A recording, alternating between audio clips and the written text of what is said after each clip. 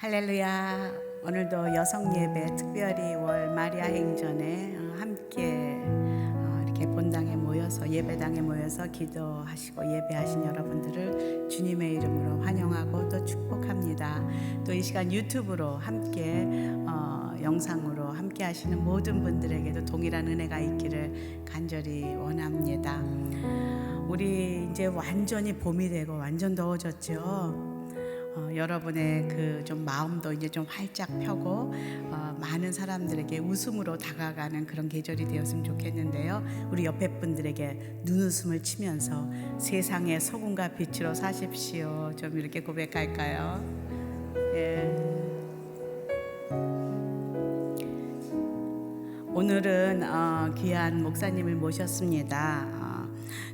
크로스핏 뉴젠 대표이시고요, 코스타 강사이신 우리 이성호 목사님을 모셨는데요. 오늘은 정말 세상에서 빛된 삶이 어떤 삶인지 말씀을 통해서 나눠주실 때 큰 은혜가 임할 줄로 믿습니다. 오늘 말씀 보겠는데요, 마태복음 5장 14절에서 16절까지의 말씀 다 일어서서 한 목소리로 읽도록 하겠습니다. 한 목소리로 시작. 너희는 세상의 빛이다. 산 위에 세워진 도시는 숨겨질 수 없다.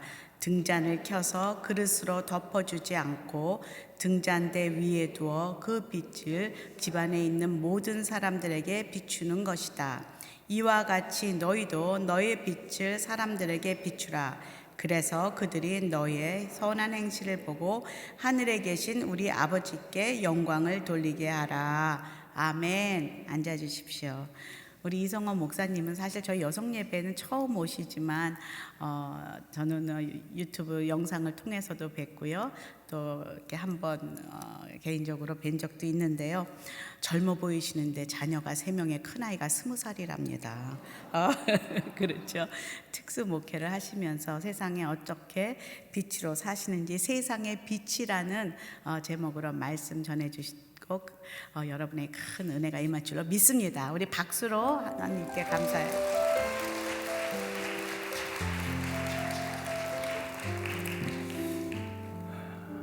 네, 감사합니다.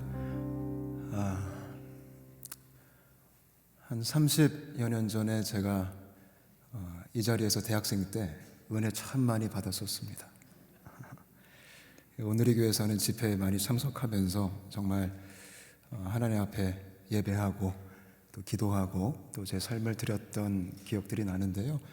또 이렇게 그 자리에 제가 또 이렇게 설교할 수 있다는 것도 참 이것도 고맙고 감사하고 하나님 은혜가 얼마나 말도 안 되는지를 보여주고 있는 것 같습니다. 이성호라고 하고요. 결혼했습니다. 했고요. 와이프 1명 있고요. 우리 목사님 소개해 주셨듯이 아이가 3명 있고요. 저희 큰딸이 대학생입니다. 저희 둘째가 고등학생이고 우리 늦둥이가 1명 있는데 초등학생 2학년 1명 있습니다. 저는 홍대 근처에서 체육관을 운영하고 있고요. 그래서 체육관에서 운동을 가르치는 코치로 일을 하고 있습니다. 목사가 왜 체육관 하냐, 이제 이런 질문들 참 많이 하시는데 제가 이 기독교 문화 안에서 그냥 목사라는 타이틀로 살다 보니까 예수님 모르는 사람들을 만나기가 너무 힘들더라고요. 아니 거의 못 만나더라고요. 그래서 한참을 좀 주 앞에 고민하다가 내가 어떻게 하면 조금 복음을 모르는 사람들과 친해질 수 있고 그들에게 복음을 전할 수 있을까 고민하고 기도하다가 목사 딱지를 좀 떼야겠다. 근데 그것은 쉬운 결정은 아니었습니다. 근데 6년 전에 주님의 은혜 안에 그런 결정을 하고 말도 안 되게 40대 중반의 나이에 몸을 쓰는 직종에 취직을 하게 되면서 제가 실내 체육시설 자영업자 소상공인으로 이 코로나 기간 동안 가장 불쌍한 부류 중에 한 명으로 살고 있습니다. 그곳에 살면서 정말 이 불신자들과 함께 사는 게 어떤 건지, 또 예수님 믿는 사람으로 사는 게 어떤 건지를 뼈저리게 몸소 체험하면서 이게 장난이 아니구나, 내가 참 설교 쉽게 했구나, 이 세상살이가 만만치 않구나, 이걸 참 많이 배우고 지금도 몸부림치면서 간신히 한번 걸어가 보고 있습니다. 그래서 사실 뭐 세상의 빛이다 이런 뭐 유창한 제목을 저한테는 적용하기 좀 힘들고요. 그러나 세상의 빛이 되고 싶은 소망 한 개 가지고 저와 여러분이 함께 이 길을 걸을 수 있게 되시기를 바랍니다. 오늘 우리가 읽은 본문은 참 유명한 본문이죠. 제가 질문으로 좀 시작하겠습니다. 어떻게 여러분들은 세상의 빛이십니까? 지금 거의 아무도 대답하지 않으셨습니다. 제가 이 질문 딱 던지면 대개 이렇게 대답하지 않으십니다. 왜냐하면 자신이 없거든요. 내가 빛이라고 자신 있게 말하기에는 솔직히 우리가 좀 찔리는 게 많이 있습니다. 그죠? 근데 또 반대로 또 빛이 아니라고 말하기는 자존심이 또 허락하지 않죠. 그래서 대부분의 많은 분들이 제가 이 질문 딱 던지면 이렇게 그냥 저를 무시하십니다. 그냥 대답을 안 하세요. 물론 이해는 됩니다.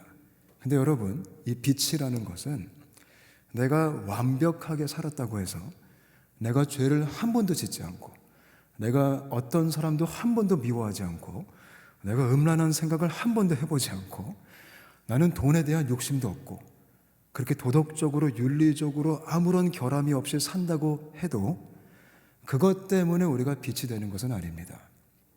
이 빛이라는 것은요, 예수님을 믿는 사람들에게 하나님이 거저 주시는 은혜의 정체성입니다. 아멘. 자, 그렇다면 다시 한번 질문할게요. 어떻게 여러분들은 세상의 빛이십니까? 아멘. 네. 자신 있게 말할 수 있죠. 예수님 믿으면 이미 주님께서 우리를 가리켜서 너는 빛이다 라고 선포하십니다. 이건 엄청난 은혜입니다. 자, 그렇다면 제가 두 번째 질문 짓궂게 한번 하겠습니다. 자, 우리는 이제 빛이에요. 우리 예수 믿잖아요. 그럼 빛이에요. 자, 우리가 정말 빛이라면 어떻게 여러분들의 인생 속에서, 일상생활 속에서, 여러분의 가정에서, 여러분이 처한 곳에서 빛을 발하시고 계십니까? 네, 소수가 대답하셨습니다. 이게 굉장히 또 어려운 숙제입니다. 여러분, 빛을 발하는 게 정상이에요? 비정상이에요? 정상입니다. 빛은 당연히 빛을 발해야 됩니다. 빛을 발하지 못하면 그거 고장난 겁니다. 근데 안타까운 게 뭐냐면 수많은 분들이 예수를 믿고 교회를 다니면서도 우리가 흔히 목격하는 안타까운 현실은 우리의 일상생활 속에서 우리가 빛을 잘 발하지를 못합니다. 여러분 주변에 예수님 믿고 교회 다니시면서 못된 사람 있어요? 없어요? 있죠. 많죠. 지금 많다고 하셨습니다. 여러분 주변에 예수님 믿고 교회 다니시면서 돈 좋아하는 사람 있어요? 없어요? 아주 많습니다. 여러분 주변에 예수님 믿고 교회 다니시면서 세상을 따라가는 사람들이 있어요? 없어요? 많습니다. 그게 우리의 숙제입니다. 참 이게 우리의 모순적인 모습입니다. 예수님 믿음은 빛이고 당연히 빛을 발해야 되는데 우리의 현실은 그렇지가 못합니다. 그래서 요즘 이 세상살이 하면서 기독교가 어떤 별명이 생겼죠? 개독교라는 별명이 생겼습니다. 굉장히 마음 아픈 상황입니다. 그래서 제가 고민을 좀 해봤습니다. 왜 빛을 발하지 못할까 우리가? 아니 예수님 믿으면 분명히 예수님께서 우리를 빛이라고 말씀하셨는데 왜 우리의 현실 속에서 우리는 빛을 잘 발하지 못하고 오히려 때로는 하나님의 영광을 가리는 그런 삶을 살 수밖에 없을까? 제가 고민하다가 답을 찾았습니다. 여러분 크게 두 가지 이유 때문에 우리가 빛을 발하지 못하더라고요. 그 첫 번째가 뭐냐면요. 여러분 예수님 믿으면 빛입니다. 근데 만약에 그 예수 믿는 믿음이 잘못된 믿음이라면 빛을 발할 수가 없습니다. 정말 슬픈 게 뭐냐면 수많은 분들이 예수님을 믿고 교회를 다니면서도 자기는 예수님을 잘 믿는다라고 생각은 하고 있지만 제가 가만히 보니까 너무나 많은 분들이 잘못된 믿음으로 신앙생활을 하시고 계십니다. 저도 그랬었습니다. 여러분 저는 모태신앙으로 태어났습니다. 모태신앙 뭔지 아시죠? 어릴 적부터 태어나자마자 교회를 갈 수밖에 없는 그게 모태신앙입니다. 근데 저는 모태신앙 중에서도 아주 빡센 모태신앙 가정에서 태어났습니다. 저희 집안에 목사님이 10명 정도 있습니다. 선교사님도 2명 있습니다. 12명의 사역자가 있는 함께 살기 싫은 거룩한 집안입니다. 물론 다행스럽게 저희 아버지는 장로님이시고 어머니는 권사님이시죠. 저는 그런 무지막지한 기독교 집안에서 태어났기 때문에 어쩔 수 없이 교회를 열심히 가야만 했습니다. 안 가면 순교해야 됩니다. 근데 저는 교회가 싫었습니다. 그냥 어거지로 믿었습니다. 뭐 믿긴 믿었어요. 근데 저는 재미가 없었습니다. 주일학교 별로 좋아하지 않았습니다. 중고등부 올라가서 간신히 버티면서 교회에 다녔습니다. 잘 놀았습니다. 그냥 세상을 열심히 즐기면서 이중생활의 대가였습니다. 그렇게 대학도 갔습니다. 그렇게 신앙생활을 제가 엉터리로, 그래도 신기한 건 하나님은 믿긴 또 믿었습니다. 또 안 믿는 건 아니에요. 또 교회생활 열심히 하고 헌금도 내고 또 봉사도 하고 성가대 하고 주일학교 교사도 하면서, 장로 아들은 또 그런 거 해줘야 되거든요. 그렇게 제가 나름대로의 신앙생활을 했습니다. 그러다가 제가 대학교 2학년 때 그 수련회 잘못 갔다가 은혜를 받았습니다. 그때 제 인생에 처음으로 예수 믿는 게 뭔지를 진짜 알게 됐습니다. 제가 은혜 받고 목사가 됐습니다. 그리고 많은 사람들을 만나봤습니다. 오늘 이 시간 여러분들을 만나게 됐습니다. 근데 안타까운 게 뭐냐면 수많은 분들이 교회를 다니지만 아까도 제가 얘기했듯이 잘못된 믿음으로 예수님을 믿고 있습니다. 믿음이요, 참 믿음이 있고 잘못된 믿음이 있습니다. 잘못된 믿음의 특징이 있습니다. 그게 뭐냐면요, 하나님을 믿긴 믿지만, 예수님을 믿긴 믿지만, 열심히 교회를 다니고 나름대로 신앙생활을 하고 있지만 그 믿음이 자기중심적인 믿음입니다. 그게 잘못된 믿음입니다. 자기중심의 믿음이 뭘까요? 하나님을 나를 위해 믿습니다. 예수님을 나를 위해 믿습니다. 열심히 기도하고 열심히 하나님을 찾지만 결국 나를 위해 그렇게 하나님을 찾습니다. 내가 복 받으려고, 내가 잘 되려고, 내 문제 해결하고 싶어서, 내 소원 성취하고 싶어서, 내 꿈을 이루고 싶어서, 내가 힐링이 필요하니까, 내가 행복해야 되니까, 내가 성공해야 되니까, 내 자식이 좋은 대학 가야 되니까, 내 남편 사업이 잘 돼야 되니까, 이 아파트 땅값 올라야 되니까, 나 때문에 열심히 기도하고 열심히 헌금하고 열심히 봉사하고 열심히 하나님을 찾는 거예요. 이게 잘못된 믿음의 핵심적인 특징이에요. 하나님을 빙자하여 자아 숭배하고 있는, 하나님을 이용하여 자기의 사리 사욕을 챙기는 거예요. 수많은 분들이 교회를 다니지만 안타깝게도 거룩하게 포장은 잘해도 영적으로 보인다 할지라도 이런 자기중심성을 가지고 예수 믿는 분들이 얼마나 많은지 몰라요. 특히 한국교회는 기복신앙의 뿌리가 있죠. 예수 믿고 복 받자. 여러분, 그건 성경의 가르침이 아닙니다. 예수님 믿고 복 받는 거 아닙니다. 예수님 믿는 게 이미 복 받으신 겁니다. 예수 믿고 잘 되자, 만사 형통하자, 자식도 잘 되고 사업도 잘 된다, 우리 그런 얘기 얼마나 많이 들었습니까? 근데 여러분, 예수님 믿고 잘 되는 거 아닙니다. 예수님 믿는 게 이미 잘 되신 겁니다. 근데 이런 인간 중심의 복음이, 이런 인본주의의 신학이 오늘날도 얼마나 많은지, 이런 번영주의적인, 성공주의적인 가르침들이 얼마나 많은지, 사람들이 열광하고 얼마나 좋아하는지 몰라요. 근데 그거 예수 믿는 거 아닙니다. 근데 오늘날 현대 기독교 안에 그런 잘못된 무당적, 미신적 믿음이 굉장히 많이 있습니다. 여러분, 우리가 기독교인들이 운영하는 가게나 사무실 가보시면 이 성구 액자 걸려있는 거 많이 보셨죠? 그 중에 가장 많이 팔린 말씀이 뭔지 아세요? 내 시작은 미약하였으나 끝은 창대하리라. 우리 참 사랑하죠, 그 구절. 그게 어떤 내용이죠? 네가 구멍가게로 시작하여 이마트로 끝나리라. 이런 능력 있는 말씀이죠. 우리 부적처럼 붙여놓고 그 말씀을 맹신하고 있습니다. 근데 그 구절이 어디 나오죠? 구약 성경 욥기에 나옵니다. 근데 놀라운 게 뭔지 아십니까? 그 구절 하나님이 하신 말씀이 아닙니다. 그 말씀 욥의 친구가 한 얘기입니다. 누구한테? 욥한테. 교만한 마음으로 욥을 훈계했을 때 그들이 한 말이에요. 근데 우리는 그걸 액자로 만들어서 부적처럼 맹신하고 있습니다. 그거 기독교 아닙니다. 근데 요즘도 이런 믿음이 얼마나 많은지. 이런 믿음은 빛이 아닙니다.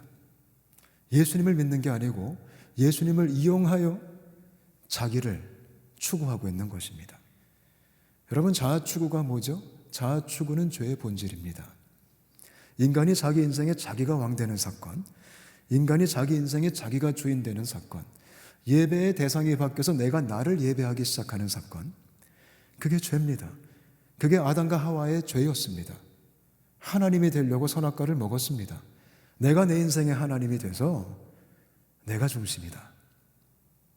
너무나 많은 분들이 여전히 내가 주인 된 채로, 내가 왕 된 채로, 내가 내 인생의 하나님 된 채로 열심히 신앙생활하고 있습니다.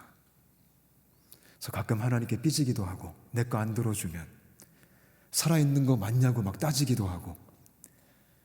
그거는 기독교가 아닙니다. 여러분은 어떻게 예수 믿고 계십니까? 여러분은 무엇을 왜 기도하십니까? 만약에 그 중심에 내가 앉아 있다면 그 예수님 믿는 거 아닙니다. 그럼 진짜 예수 믿는 게 뭘까요? 진짜 예수 믿는 믿음은요, 지독하게 나밖에 모르는 내가, 평생 나를 위해 사는 내가, 하나님을 이용해 먹는 내가, 진짜 예수 믿는 건 정말 끔찍하게 나의 죽음을 맞닥뜨리는 사건이에요. 내가 그리스도와 함께 십자가에 못 박혔나니 그런즉 이제는 내가 사는 것이 아니요 오직 내 안에 그리스도가 사시는 것이라. 여러분, 기독교는 핑크빛 동화 이야기가 아닙니다. 기독교는 인간의 본성이 그렇게 싫어하는, 우리가 밀어낼 수밖에 없는 그 놀라운 무서운 복음, 나의 죽음, 내가 끝났구나, 이제 내 안에 오직 예수가 사시는구나. 고린도후서 5장 말씀 보니까 내가 다시는 나를 위해 살지 않고, 이건 말도 안 되는 고백입니다. 나를 위해 살지 않고 내가 이제부터는 나를 위해 죽으시고 다시 살아나신 예수님, 그분을 위해 살게 하려 함이니라. 아멘. 여러분, 그게 예수 믿는 겁니다. 복음이라는 것은 예수님이 왕으로 오셨다라는 것입니다. 예수님이 왕이라는 것을 선포하는 게 복음의 핵심적인 메시지입니다. 근데 사람들이 이 복음을 싫어합니다. 왠지 아세요? 인간의 죄악된 본성은 누가 왕되고 싶죠? 내가 왕되고 싶어요. 예수님을 구원자로는 좋아하고 예수님을 친구로는 좋아하지만 왕은 좀 거슬려요. 근데 진짜 예수 믿는 것은 내 인생의 왕이 나로부터 예수님으로 바뀌는 사건입니다. 그게 예수 믿는 겁니다. 그래서 예수님이 주도하시는 삶, 내가 주도하는 게 아니라 내 욕심이 주도하는 게 아니라 예수님이 이끄는 삶, 우린 그분께 순종하는 것, 그게 크리스천입니다. 여러분의 인생의 왕은 누구십니까? 예수 그리스도가 되시기를 축복합니다. 그래서 가짜 믿음이, 잘못된 믿음이 진짜가 되어야 됩니다. 참 믿음이 되어야 됩니다. 나를 위해 살던 이 잘못된 믿음이 이제 예수를 왕으로 모시는 진짜 믿음이 돼야지만 빛으로 세워지는 겁니다. 근데 이런 가짜가, 이런 잘못된 믿음이 진짜가 되려면 뭐 해야 될까요? 회개하셔야 됩니다. 회개는 인생을 돌이키는 겁니다. 회개는 항복하는 겁니다. 제가 대학교 2학년 때 수련회 잘못 가서 은혜 받았죠. 그때 사람들이 물어보더라고요. 목사님, 도대체 어떤 사건을 경험하셨길래 그렇게 뒤집어지셨습니까? 근데 저 별로 특별한 경험하지 못했습니다. 여러분, 은혜 받는 게 뭔지 아세요? 은혜 받는 건 내가 어떤 특별한 별난 초자연적인 체험을 하는 게 아닙니다. 진짜 은혜 받는 것의 본질은 내가 하나님께 항복하는 사건입니다. 그게 은혜 받는 겁니다. 아무리 엄청난 체험을 해도 항복이 없다면 은혜 받으신 거 아닙니다. 내가 복음 앞에, 십자가 앞에 두 손 두 발 다 들고 내 인생을 항복하는 사건, 그게 회개하는 겁니다. 그런 항복을 통해서 우리가 참 그리스도인이 되는 겁니다. 그럼 그때야 비로소 뭐가 될까요? 빛이 되는 겁니다. 그때 비로소 빛을 발할 수 있는 빛의 정체성이 은혜롭게 우리에게 주어지는 겁니다. 저는 저와 여러분이 예수 잘 믿어서 빛이었으면 좋겠습니다. 제가 볼 때 수많은 분들이 교회를 다니지만 이 믿음 자체가 어긋났기 때문에 우리가 그렇게 신앙생활 오래 해도 첫 단추를 잘못 꼈기 때문에 빛을 발하지 못할 경우가 얼마나 많은지 모릅니다. 이 마지막 때에 정말 한국교회 안에 필요한 것은 다시 복음으로 돌아가는 겁니다. 다시 믿음으로 돌아가는 겁니다. 다시 참된 신앙으로 돌이키는 겁니다. 다시 십자가로 우리가 돌아가야 됩니다. 그런 은혜가 우리 원누리 교회 안에 가득했으면 좋겠습니다. 자, 그럼 두 번째, 또 빛을 발하지 못하는 이유가 있습니다. 첫 번째 거를 해결했다고 한번 생각해 볼게요. 이제 믿음을 해결했습니다. 나 이제 진짜 예수 믿습니다. 이제 예수님께서 내 인생의 왕이 되셨습니다. 나는 항복했습니다. 자, 이쯤 됐으면 이제 빛을 발해야겠죠? 근데 슬프게도 예수 잘 믿는데도 우리가 빛을 못 발할 때가 있습니다. 그 두 번째 이유는요, 오늘 우리가 읽은 본문 말씀에 나와 있습니다. 예수님께서 너희는 세상의 빛이다 라고 선포하신 다음에 어떤 재밌는 말씀을 하셨냐면 등불을 가지고 이런 바스켓으로 가려버리는 사람이 없다. 그죠? 빛은 가리면 안 된다. 빛을 발하려면 그 빛을 등경 위에 둬야 된다. 그래야지 빛을 발할 수가 있다. 여러분, 예수 믿는 사람이 빛이 되었음에도 불구하고 빛을 발하지 못하는 두 번째 이유는 우리가 기독교 문화라는 어떤 큰 통 안에 갇혀버렸습니다. 그게 너무나 중요한 이유 중에 하나입니다.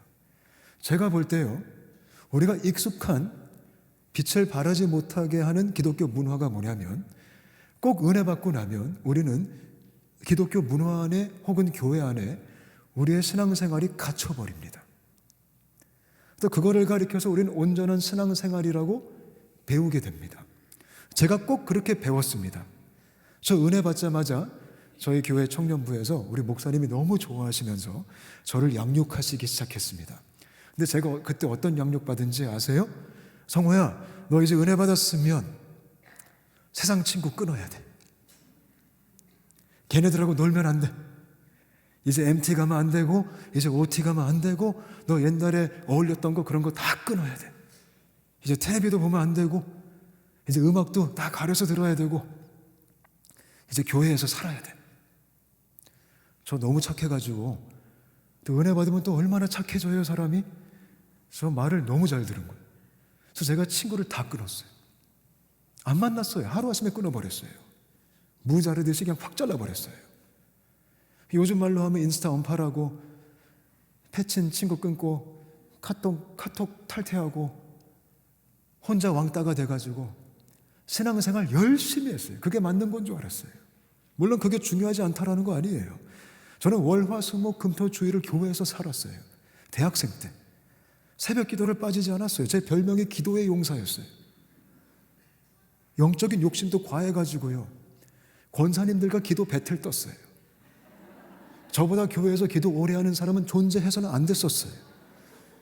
기도거리 다 떨어져도 굳이 앉아서 계속 기도하는 척하면서 하나님, 권사님 나가게 해주세요. 나갈지어다 막 이러면서 그냥 그렇게 신앙생활 열심히 했어요. 신앙서적 열심히 읽고 성경 통독 진짜 많이 하고 예배 빠진 적이 없고, 또 예배도 오죽 많아요. 요즘 그거 다 나가고 주일날은 교회에서 그냥 살고 토요일 교회에서 살고 수련회 방학만 만나면 수련회를 제가 2달 동안 다녔어요. 2달 동안. 너무 행복했어요. 근데 우리 다 그렇게 살아요. 은혜 세게 받으면 다 그 삶이 익숙해지는 거예요. 근데 물론 좋죠. 근데 그러면서 어떤 현상이 생겨요? 우리끼리만 살기 시작하는 거예요. 빛들끼리 모여 있어요. 누가 더 밝은가 경쟁해요. 야, 너 많이 밝아졌네. 은혜 받았니? 막 이러면서. 이게 오늘날 현대 기독교의 아주 안타까운 현실이에요. 세상은 점점 어두워지고 있는데 우리는 점점 거리감이 생겨서 빛을 발할 수가 없는 그런 고립된 기독교. 여러분은 어떠십니까? 여러분, 일주일 동안 만나는 사람들 중에 예수 안 믿는 사람들이 계십니까? 여러분들이 교제하는 분들 중에 정말 예수님을 모르는 사람들이 얼마나 많이 계십니까? 좀 조심스러운 질문이지만 여러분 일주일 동안 교회 얼마나 많이 나오십니까? 요즘 예배가 교회 안에 갇혀 있죠. 요즘 사역이 교회 안에 갇혀 있죠. 우린 여기서 다 합니다. 근데 여러분, 하나님의 일은 교회에서도 해야 되겠지만 진짜 하나님의 일은 세상에서 해야 됩니다. 예배는 교회에서도 드려야 되겠지만 정말 하나님이 기뻐하시는 예배는 세상 복판에서 드려져야 됩니다. 저는 오늘의 교회가 올해 주제가 너무 좋아요. 세상의 소금과 빛. 제 아내도 오늘의 교회 출신입니다. 토박입니다. 토박이. 어릴 때부터 여기서 자랐습니다. 저희 누나가 지금 여기 서빙고 오늘의 교회 교인입니다. 오랫동안 여기 다니시고 계십니다. 이 공동체에 속해 있습니다. 그리고 저에게는 오늘의 교회가 굉장히 특별한 장소입니다. 여기서 은혜를 받았기 때문에. 근데 올해 주제가 너무나 마음에 와닿습니다. 전 이 올해 주제가 단순한 표어로 끝나는 것이 아니라 여러분 한 분 한 분이 진짜 세상의 소금과 빛으로 세워지는 한 해가 되었으면 좋겠습니다. 제가 이런 고민들을 오래 하다가, 왜냐하면 제 자신도 갇혀 있더라고요. 더군다나 저는 목사니까 얼마나 심하겠어요. 저는 만나는 사람이 100% 크리스천이더라고요. 하는 일이 저는 교회 일이었고, 제가 잘하는 게 설교고 제가 잘하는 게 교회 사역이잖아요. 그러다 보니까 저는요, 전도하라고 설교는 참 많이 하는데, 선교하라고 설교는 참 많이 하는데, 막상 저는 전도할 사람도 없고 저는 선교할 사람도 없는 거예요. 그게 하나님께 얼마나 죄송스럽든지. 그래서 제가 오랜 시간 기도하며 고민하다가 결정을 할 수밖에 없었습니다. 아까도 제가 서론에 말씀드렸다시피 한번 나가보자. 나가기로 결정하니까 하나님의 은혜 속에 제가 체육관에서 일을 하게 됐습니다. 그리고 지난 제가 6년 동안, 벌써 6년 됐어요. 제가 6년 동안 세상의 빛을 발하는 방법이 어떤 것인지를 몸소 제가 몸부림치면서 배운 원리들이 있습니다. 그래서 끝으로 그 원리를 제가 설명해 드리고 설교를 좀 마무리하도록 하겠습니다. 여러분, 어떻게 하는 게 빛을 발하는 것일까요? 우리가 이제 이 갇혀있는 곳에서 벗어나서 여러분의 일상생활 속으로 들어가셔서 여러분의 가정에서 여러분의 만남 속에서 다시 동창회 연락하시고 다시 참석하시면서 우리가 어떻게 하는 게 빛을 발하는 것일까요? 오늘 말씀에 예수님께서 답을 주셨습니다. 뭐라고 말씀하세요? 사람 앞에 빛을 비춰야 된다. 여러분, 세상에 우리가 빛을 발해야 되는데 그 세상을 구체적으로 해석하면 그게 사람이라는 겁니다. 그냥 추상적인 개념의 이 세상이 아니라 아주 구체적으로 주님께서 말씀하시기를 사람이다. 어떤 사람이요? 예수님 모르는 사람, 어둠 가운데 있는 사람, 그들에게 빛을 발해야 된다. 근데 빛을 발하는 방법이 뭐예요? 너의 착한 행실을 통해 그들이 아버지께 영광을 돌리게 하라. 여러분, 빛을 발하는 것은 우리의 착한 행실입니다. 이게 뭘까요? 빛을 발하는 비법은 다른 게 아니라 우리의 삶을 통해 빛을 발할 수 있어야 된다는 거예요. 여러분, 참된 하나님의 사역은 삶으로 하는 겁니다. 사역은 프로그램으로 하는 거 아닙니다. 우리는 너무나 이 조직화된 프로그램화된 사역에 익숙해졌습니다. 근데 진짜 사역은 무대 위에서 하는 게 아니라 무대 밑에서 하는 겁니다. 참된 설교도 이렇게 마이크 뒤에서 하는 게 설교가 아니라 강대상 밑에서 하는 게 진짜 설교입니다. 저는 그런 설교자가 되고 싶습니다. 자, 그렇다면 착한 행실이 뭘까요? 이거를 제가 부딪혀 가면서 공부해 봤습니다. 자, 첫 번째 착한 행실은요, 내가 세상과 맞닥뜨렸을 때, 내가 예수 안 믿는 사람들을 만났을 때 첫 번째 착한 행실은 낮아지는 겁니다. 낮아짐. 여러분, 이게 뭐냐면요, 하나님이신 예수님께서 사람 되셨듯이 우리가 그들의 모습으로 그들과 친구가 되어야 된다는 것입니다. 여러분, 이게 말은 쉽지 굉장히 힘든 거예요. 여러분, 신앙생활 오래 하면 오래 할수록 우리 안에 생기는 이상한 현상이 뭔지 아세요? 불신자와 소통이 안 됩니다. 만나면 그렇게 뻘쭘해요. 할 말이 없어요. 뭐라고 대화를 시작해야 될지 모르겠어요. 그리고 서로 경계를 해요.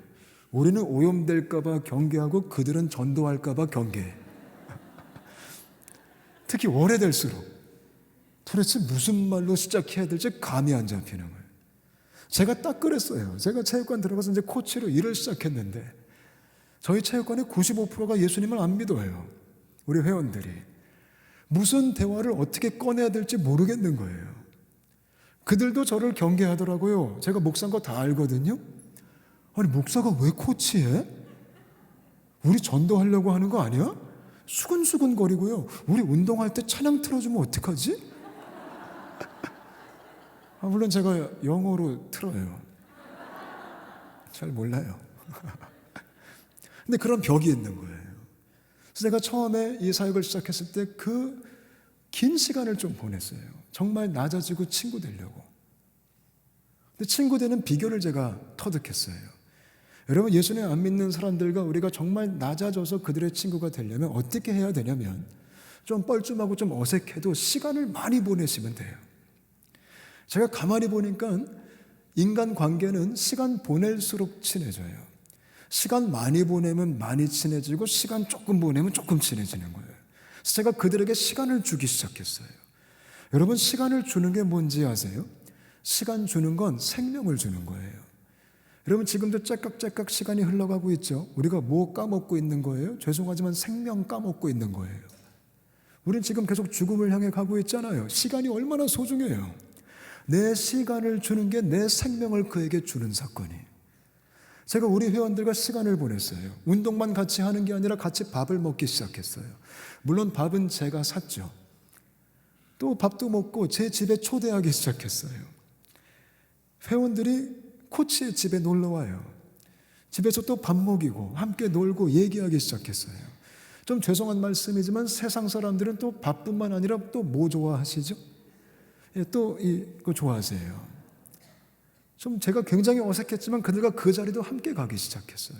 물론 안 마셨죠. 오해하지 마세요. 근데 제가 솔직히 하는 거 굉장히 불편해요. 왜요? 아는 사람 만날까 봐. 근데 함께 시간을 보내다 보니까 정말 친해지는 거예요. 기독교에 대한 반감이 되게 많아요. 세상 사람들은. 근데 신기하게 친해지면 그 반감이 다 사라져요. 첫 번째는 낮아지는 거예요. 또 빛을 발하는 착한 행실의 두 번째는요, 몸부림을 쳐야 돼요. 내가 이제 그들과 친해졌다면, 내가 그들과 함께 됐다면, 이제 그들이 되었다면, 이제 그 안에서 말씀 붙들고 몸부림을 치기 시작해요. 여러분, 세상 복판에서 하나님 말씀으로 사는 게 쉬울까요? 어려울까요? 굉장히 제가 해보니까 너무 어려워요. 제가 이전에 목회할 때 너무 쉽게 설교했더라고요.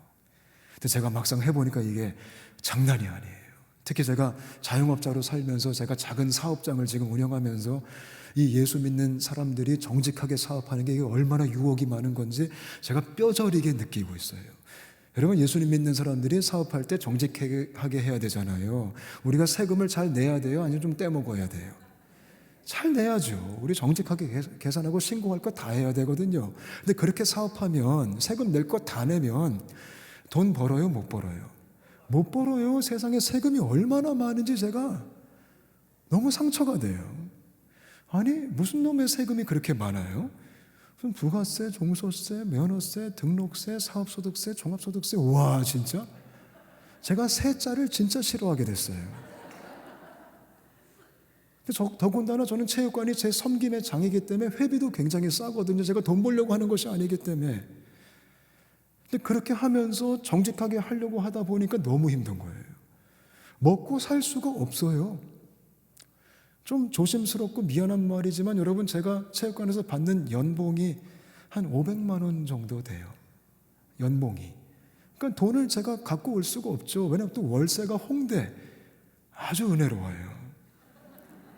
이게 너무 비인간적이에요. 저희 지하 1층에 49평밖에 안 되는데 월세가 436만 원. 또 인건비 내야 되죠. 세금 내야 되죠. 또 각종 관리비 얼마나 많아요. 근데 성경은 또 너무 잔인하게 정직해야 된다. 주를 속이지 말아라. 아니, 주님이 좀 입장 바꿔 생각해 보셨으면 좋겠어요.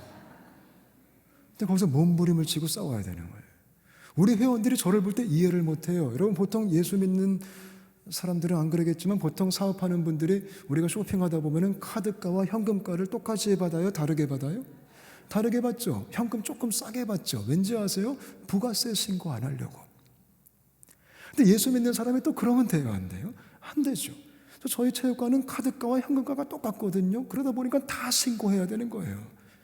현금 받으면 다 현금 영수증 끊어줘야 되고, 그러니까 우리 회원들이 굉장히 답답해해요. 저를 보면서. 저에게 훈수를 둬요. 저를 가리켜요. 우리 자영업자 선배님들이. 코치님 그렇게 하시면 안 됩니다. 코치님 그렇게 하면 망하세요. 제가 얘기하죠. 아니 그래도 내가 크리스천인데, 내가 목사인데 내가 어떻게 그렇게 하냐. 그럼 애들이 얼마나 힘들어하는지. 코치님 먹고 사셔야죠. 그래서 우리 회원들의 소원이 뭔지 아세요? 제가 돈 버는 거예요. 회원들이 세상의 회비를 인상해야 된대요. 이상한 애들이에요. 하루는 어떤 회원이요? 정말 제가 안쓰러웠는지 6개월치를 이제 아주 큰 돈을 내고 등록하며 오면서 현금을 찾아왔어요, 일부러. 그래서 저한테 현금을 주면서 코치님 이거 받으셔야 됩니다, 이러는 거예요. 근데 그 현금을 제가 딱 봤는데 얼마나 먹음직도 하고 보암직도 한지, 그때 제가 또 한때 힘들었거든요. 재정적으로 우리 집안이 먹고 살기가 힘들었는데. 그래서 제가 깨달았죠. 주님의 은혜인가?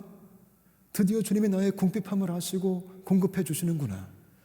6억에 넘어갔어요. 제가 99.9% 넘어갔어요. 받으려고 했어요. 제가 처음에는 사양했는데 걔가 계속 강조하다 보니까 그것이 마치 주의 음성처럼 들리기 때문에 받으려고 했는데, 이 광경을 옆에서 어떤 다른 회원이 보고 있었어요.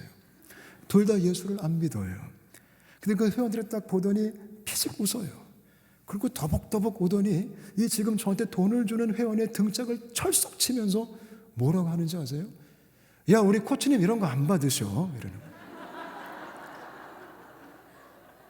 완전 나쁜 사람이에요. 어차피 현금 영수증 다 신고하시니까 그냥 끊어달라 그래. 안 받아, 이러는 거예요. 그 애가 얼마나 미운지. 근데 그 돈을 주던 애가 물어봐요. 코치님 정말이십니까? 제가 뭐라고 해요? 현금 영수증 끊어줄게, 번호 불러봐. 너무 힘들어요, 인생 살기가. 몸부림을 쳐야 돼요. 유혹이 얼마나 많은지. 세상 사람은 이해할 수 없어요. 왜 그런 결정을 하는지, 왜 그렇게 살아가는지, 왜 그렇게 힘들게 선택을 하는지. 또 체육관에 비단 어떤 돈 문제만 있겠습니까? 홍대 얼마나 핫해요. 애들이 또 얼마나 젊어요. 또 자매님들이 얼마나 많아요. 회원 중에 또 저 남자잖아요. 뭐 아이들이 운동할 때 한복 입고 운동하겠습니까? 다 레깅스 입고 막 꽉 달라붙는 거 입고 정말 제가 봐도 예쁘고 눈을 뽑고 싶어요. 그래서 몸부림을 치고 정신을 차리고 제가 있지 않으면 이게 쉽지가 않더라고요. 근데 몸부림을 치기 시작할 때 빛을 발하기 시작하는 거예요. 세상 사람은 이해할 수 없어도. 여러분, 예수님 믿는 사람이 듣지 말아야 되는 소리가 있어요. 근데 우리 그런 소리 너무 잘 들어.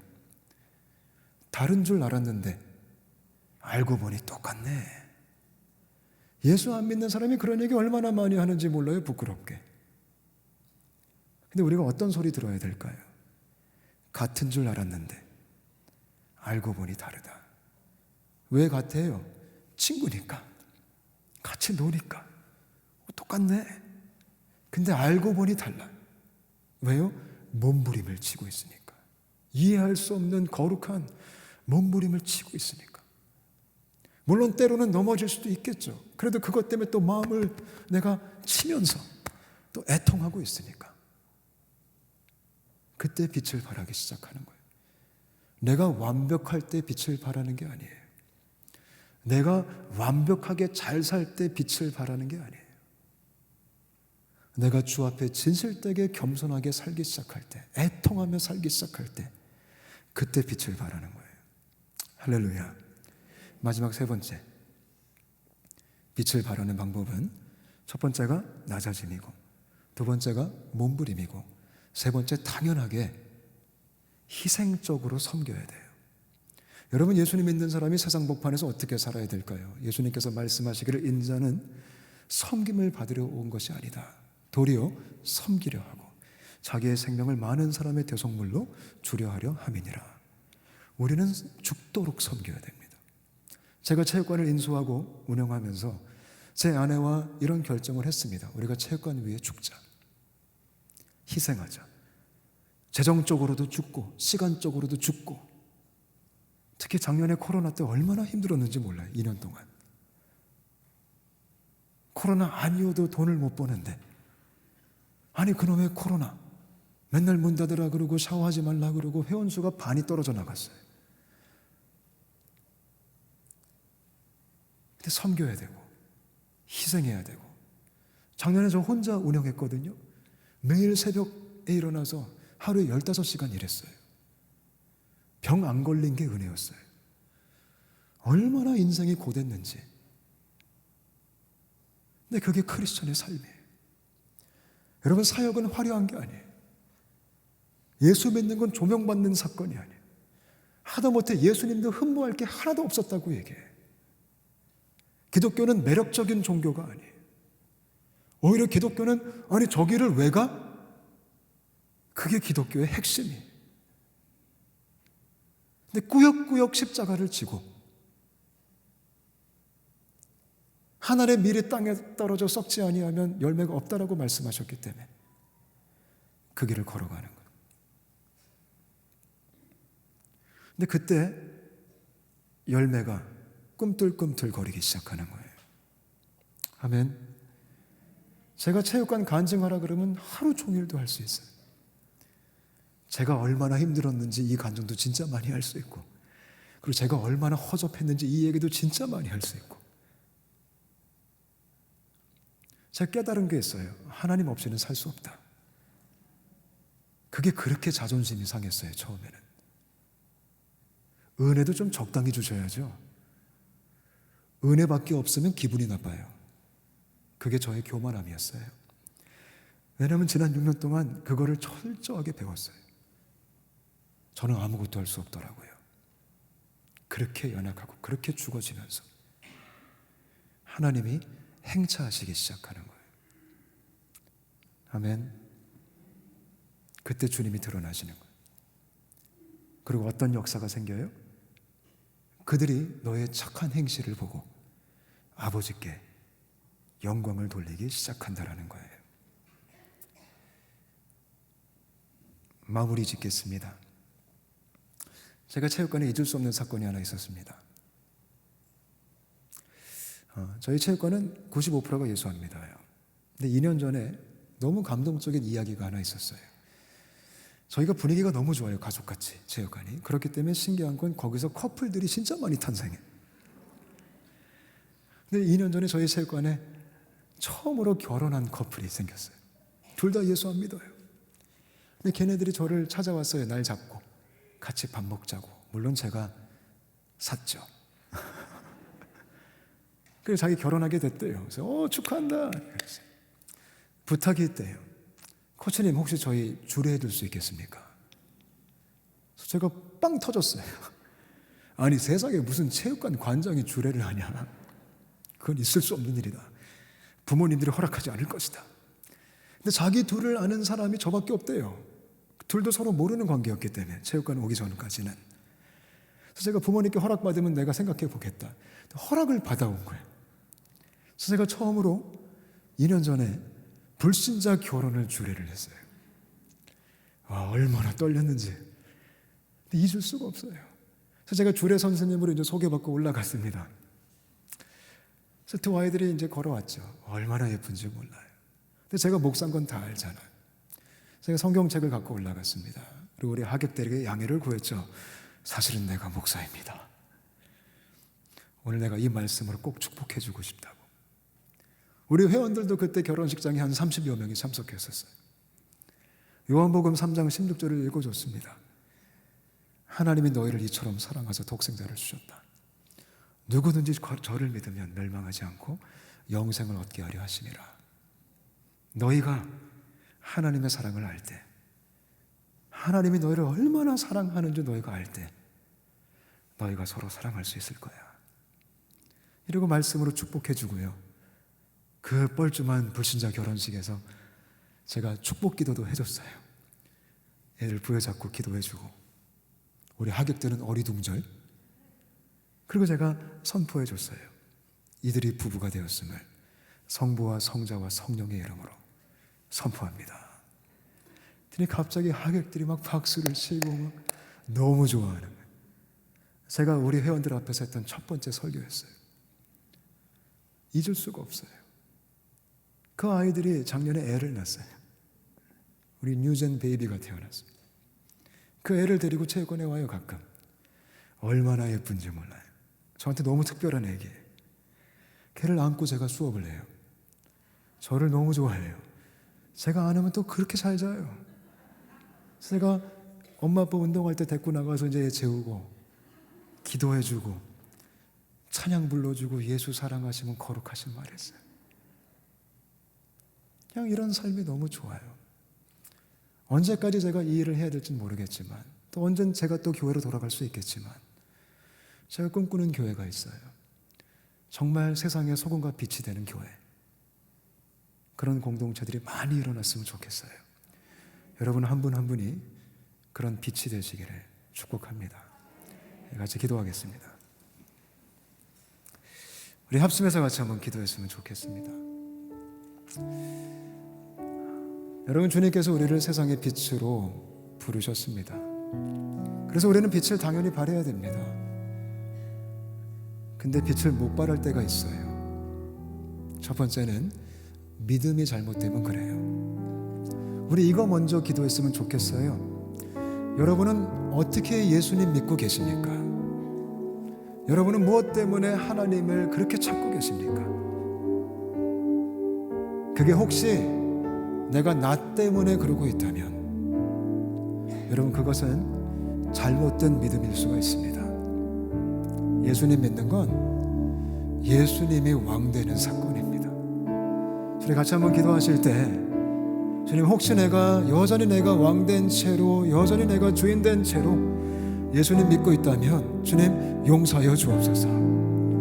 이제 내가 죽고 예수가 사시는 참된 믿음으로 예수님을 왕으로 모시고 주님께 온전히 항복하는 그런 참된 크리스천, 그런 참된 빛으로 나를 세워 주시옵소서. 우리 같이 한번 기도하실까요? 같이 기도하시겠습니다. 예수님 감사합니다. 주님 은혜를 베풀어 주옵소서. 성령님 역사하여 주옵소서. 복음의 능력으로 임하여 주옵소서. 내가 여전히 주인된 채로, 내가 여전히 왕된 채로 예수님 믿고 있다면 하나님 우리를 용서하여 주옵소서. 이 시간 정말 예수님을 왕으로 모시고 내가 죽고 오직 내 안에 왕 되신 예수만 사시는 참된 믿음 안에서 우리가 빛으로 세워지게 하여 주옵소서. 주님 회개의 영을 부어 주옵소서. 복음으로 돌이키게 하여 주옵소서. 십자가로 돌아가게 하여 주옵소서. 예, 주님 고맙습니다. 예, 주님 역사하여 주옵소서. 할렐루야. 주님, 주님만을 찬양합니다. 주님만을 경배합니다. 주님 긍휼을 베풀어 주옵소서. 성령님 운행하여 주옵소서. 예, 주님 아멘. 주님 예, 주님 아멘. 아멘. 주님 아멘. 주님 아멘. 주님. 우리 또한 기도하실 때에 주님, 우리가 진정한 빛으로 세워졌다면 이제 우리끼리 갇혀 있는 것이 아니라 우리가 늘상 찬양으로 고백했듯이 아버지의 마음이 있는 곳에 나의 마음이 있게 하시고 아버지가 향한 그곳에 나도 향하게 하여 주옵소서. 이제 한국 기독교가 고립된 기독교가 아니라 우리가 표어를 통해 외치듯이 이제 세상의 소금과 빛으로 나아가는, 우리가 그동안 등한시했던 나의 친구들, 내가 등한시했던 나의 그 모임들, 예수님이 이 땅에 오셔서 죄인들의 친구로 사셨듯이 주님, 내가 한국교회가 그렇게 일어나게 하여 주옵소서. 우리 같이 한번 기도하실까요? 같이 기도하시겠습니다. 예, 하나님 감사합니다. 이제 우리가 우리 안에 머물러 있는 것이 아니라, 우리끼리 담을 쌓고 지내는 것이 아니라, 우리끼리 인조이하고 있는 것이 아니라, 우리끼리만 기뻐하고 있는 것이 아니라, 이제 우리가 눈을 들어 아버지의 마음을 품고 어두운 곳을 향하여, 세상을 향하여, 생명이 없는 곳을 향하여, 죽어가는 곳을 향하여 우리가 믿음으로 전진하게 하여 주옵소서. 주님, 그런 부담감을 주시고, 그런 아버지의 마음을 주시고, 그런 용기를 주시고, 그런 담대함을 허락하여 주옵소서. 예, 주님, 두렵습니다. 예, 주님, 무섭지만 여호수아에게 말씀하셨던 것처럼 강하고 담대하라. 내가 너의 종 모세와 함께 했던 것처럼 너와 함께 하리라. 이 말씀이 우리 안에 실제가 되어지게 하여 주옵소서. 예, 주님, 고맙습니다. 예, 주님, 결단하게 하여 주옵소서.